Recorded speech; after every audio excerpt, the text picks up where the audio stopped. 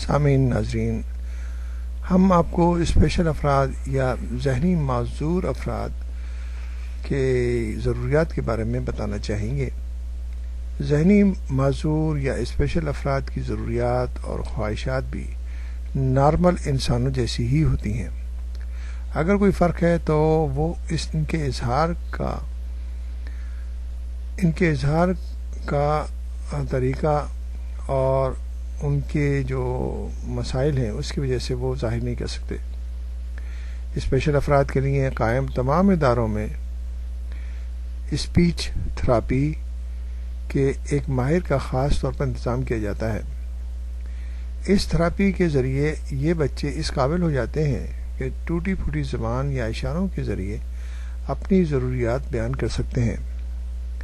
کھانے پینے یا ہوائج ضروری کے لیے یہ بچے عموماً اپنے والدین یا اساتذہ کے محتاج ہوتے ہیں۔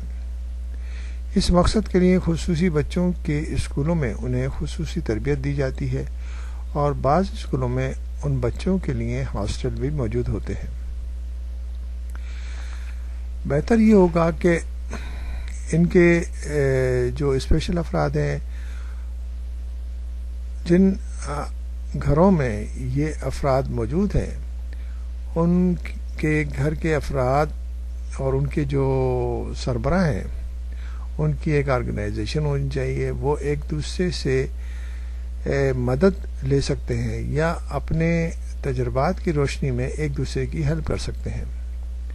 اس طرح کی اگر آرگنائزیشنز بن جائیں تو اسپیشل افراد یا ذہنی معذور افراد کے لیے بہتر طریقے سے انتظام ہو سکتا ہے اور ایک دوسرے کی مدد کر کے، آپس میں مدد کر کے بہتر زندگی گزارنے کے طریقے اپنائے جا سکتے ہیں۔